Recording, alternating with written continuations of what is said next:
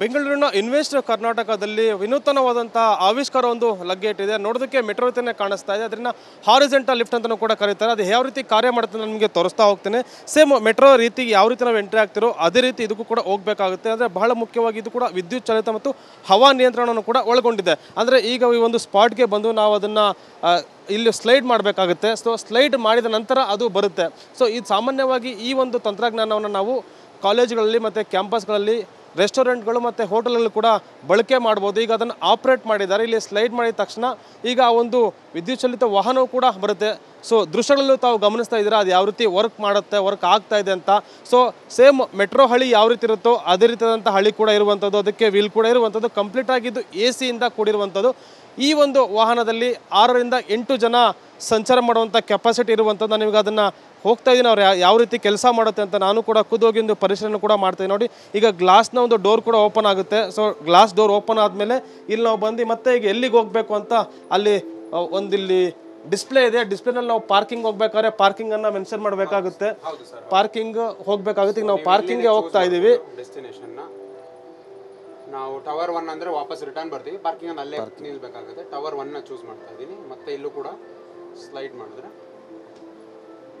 Okay. ಈಗ ಇಲ್ಲಿ ನಾವು ಬಂದು ಯಾವ ಡೆಸ್ಟಿನೇಷನ್ಗೆ ಹೋಗಬೇಕು ಅಂತ ನಾವು ಕ್ಲಿಕ್ ಮಾಡಿದ್ರೆ ಅಲ್ಲಿಗೆ ಹೋಗುತ್ತೆ. ಬಹಳ ವಿಶೇಷವಾದಂಥ ಆವಿಷ್ಕಾರ ಇದಾಗಿರುವಂಥದ್ದು. ಅಂದರೆ ಇಲ್ಲಿ ಕೂರೋದಕ್ಕೂ ಕೂಡ ವ್ಯವಸ್ಥೆಯನ್ನು ಕೂಡ ಇಲ್ಲಿ ಮಾಡಲಾಗಿರುವಂಥದ್ದು. ಎಷ್ಟು ನಿಮಿಷಗಳಲ್ಲಿ ನಾವು ಒಂದು ಡೆಸ್ಟಿನೇಷನನ್ನು ರೀಚ್ ಆಗ್ತೀವಿ ಅನ್ನೋದನ್ನು ಕೂಡ ಇಲ್ಲಿ ಡಿಸ್ಪ್ಲೇ ಕೂಡ ಇರುವಂಥ ಜೊತೆಗೂ ಕೂಡ CC ಕ್ಯಾಮ್ರಾ ಕೂಡ ಇಲ್ಲಿ ಅಳವಡಿಕೆ ಮಾಡಿದ್ದಾರೆ. ಅಂದರೆ ಇಲ್ಲಿನ ಒಂದು ದೃಶ್ಯಾವಳಿಗಳನ್ನು ಕೂಡ ಹೊರಭಾಗದಲ್ಲಿ ಅಂದರೆ ಒಂದು ಕಚೇರಿಯಲ್ಲಿ ಕೂತ್ಕೊಂಡು ಅದನ್ನು ವೀಕ್ಷಣೆ ಮಾಡೋದಕ್ಕೂ ಕೂಡ ಅವಕಾಶ ಇದೆ. ಎಲ್ಲ ರೀತಿಯಾದಂಥ ವ್ಯವಸ್ಥೆನ ಇಲ್ಲಿ ಮಾಡಿಕೊಳ್ಳಲಾಗಿರುವಂಥದ್ದು. ಈಗಾಗಲೇ ಬೇರೆ ಬೇರೆ ದೇಶಗಳಲ್ಲಿಯೂ ಕೂಡ ಇದೇ ರೀತಿಯಾದಂಥ ಟೆಕ್ನಾಲಜಿಯನ್ನು ಕೂಡ ಇಲ್ಲಿ ಬಳಕೆ ಮಾಡ್ಕೊಳ್ತಾ ಇರುವಂಥದ್ದು. ಕಂಪ್ಲೀಟಾಗಿ ಇದು ಒಂದು ಗ್ಲಾಸ್ ಇರುತ್ತೆ, ಅಲ್ಲೂ ಕೂಡ ಹೊರಗಡೆ ಭಾಗದಲ್ಲಿ ಅಂತ ದೃಶ್ಯಗಳು ಕೂಡ ಗಮನಿಸ್ತಿದೆ. ಮತ್ತು ಈಗ ನಾವು ಇಲ್ಲಿಂದ ಕ್ಯಾಂಪಸ್ ಒಳಗಡೆ ಓಡಾಡೋದಕ್ಕೆ ಕೂಡ ಒಂದು ಉತ್ತಮವಾದಂಥ ವಾಹನ ಅಂತ ಹೇಳ್ಬೋದು.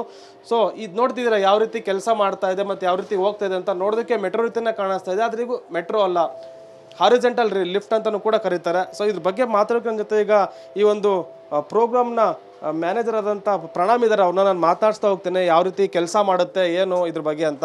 ಸೊ ಪ್ರಣಾಮ್ ಅವರೇ, ಈಗ ನಾವು ಕೂಡ ಒಂದು ರೌಂಡ್ ಹೋಗಿ ಬಂದ್ರಿ, ಇದ್ರ ತುಂಬ ಕ್ಯೂರಿಯಾಸಿಟಿ ಆಗಿದೆ. ಸೊ ಇದು ಯಾವ ರೀತಿ ಆಪ್ರೇಟ್ ಮಾಡಬೇಕು, ಯಾವ ರೀತಿ ಕೆಲಸ ಮಾಡುತ್ತೆ ಅಂತ. ಹಾಂ ಸರ್, ಖಂಡಿತ. ಸೊ ಇದು ನಮ್ಮ ಸಿಸ್ಟಮ್ ಬಂದು PRT ಸಿಸ್ಟಮ್ ಅಂತ, ಪರ್ಸನಲೈಸ್ ರ್ಯಾಪಿಡ್ ಟ್ರಾನ್ಸಿಟ್. ಸೊ ನೀವು ನಮ್ಮ ಮೆಟ್ರೋ ಏನಿದೆ ಅದು ಮಾಸ್ ರ್ಯಾಪಿಡ್ ಟ್ರಾನ್ಸಿಟು, ಮೇಯ್ನಾಗಿ ಪಬ್ಲಿಕ್ ಡೊಮೇನಲ್ಲಿ ಯೂಸ್ ಆಗುತ್ತೆ.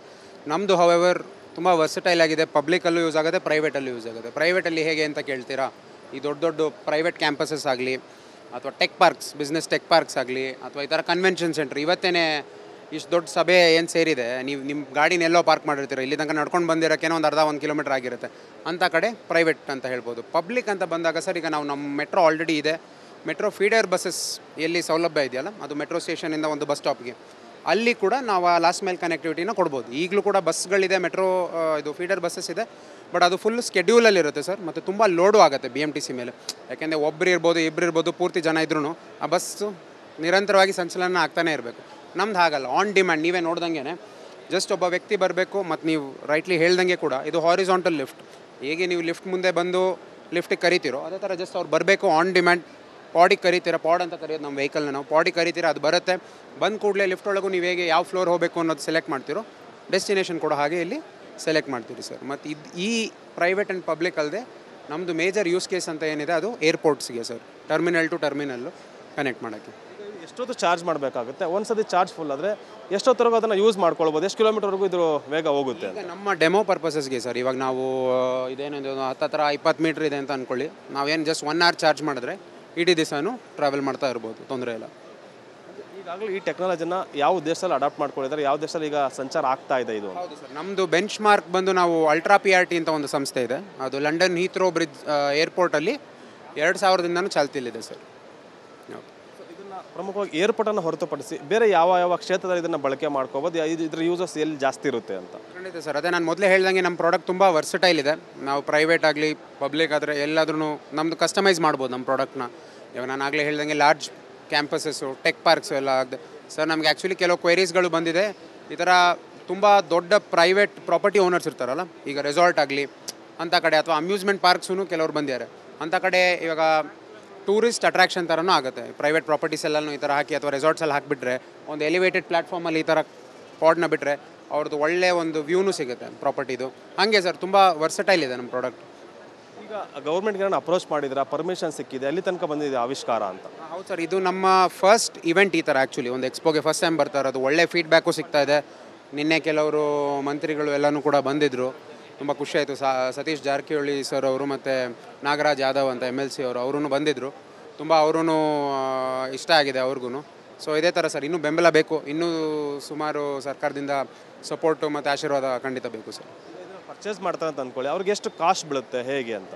ಸರ್ ಅದು ಕಾಸ್ಟಿಂಗ್ ಅಂತ ಬಂದಾಗ ಸರ್ ತುಂಬ ಫ್ಯಾಕ್ಟರ್ಸ್ ಇದೆ. ಅಂದರೆ ಅದು ಯಾವ ಸೈಟು ಮತ್ತು ಅಲ್ಲಿದು ಏರಿಳಿತ ಹೇಗಿದೆ ಅದಕ್ಕೆ ತಕ್ಕಂಗೆ ನಾವು ನಮ್ಮ ಇನ್ಫ್ರಾಸ್ಟ್ರಕ್ಚರ್ನ ನಾವು ಅದಕ್ಕೆ ಅನುಗುಣವಾಗಿ ನಾವು ಅದನ್ನ ಬಿಲ್ಡ್ ಮಾಡಬೇಕಾಗುತ್ತೆ. ಹಾಗಾಗಿ ಅಂಥದ್ದೂ ತುಂಬ ಫ್ಯಾಕ್ಟರ್ಸ್ ಬರುತ್ತೆ ಸರ್.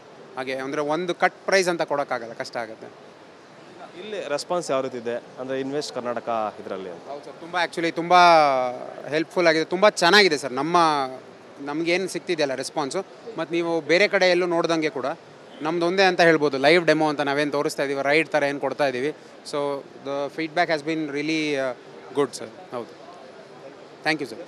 ಕೂಡ ಅಂದರೆ ಪ್ರೋಗ್ರಾಮ್ನ ಮ್ಯಾನೇಜರ್ ಪ್ರಣಮ್ ಅವರ ಮಾತು, ಈಗಾಗಲೇ ಬೇರೆ ಬೇರೆ ದೇಶಗಳಲ್ಲಿ ಏರ್ಪೋರ್ಟಲ್ಲೂ ಕೂಡ ಈ ಒಂದು ವ್ಯವಸ್ಥೆನ ಬಳಕೆ ಮಾಡ್ಕೊಳ್ಳಾಗ್ತಾ ಇದೆ. ಆದರೆ ಈಗ ನಮ್ಮ ಕರ್ನಾಟಕದಲ್ಲಿ ಬೆಂಗಳೂರಲ್ಲೂ ಕೂಡ ವಿಶ್ವವಿದ್ಯಾಲಯ, ಹಾಸ್ಪಿಟಲ್ಗಳು ಮತ್ತು ರೆಸ್ಟೋರೆಂಟ್ಗಳು ಕೂಡ ಬಳಕೆ ಮಾಡ್ಕೊಳ್ಬೇಕು, ಇದರ ಸದುಪಯೋಗನ ಪಡಿಸ್ಕೊಳ್ಬೇಕಂತ ಮಾತನ್ನು ಹೇಳ್ತಾ ಇದ್ದಾರೆ. ಕ್ಯಾಮರಾ ಪರ್ಸನ್ ವಿನೋದ್ ಜೊತೆ ಅನಿಲ್ ಕಲ್ಕೆರೆ, TV9 ಬೆಂಗಳೂರು.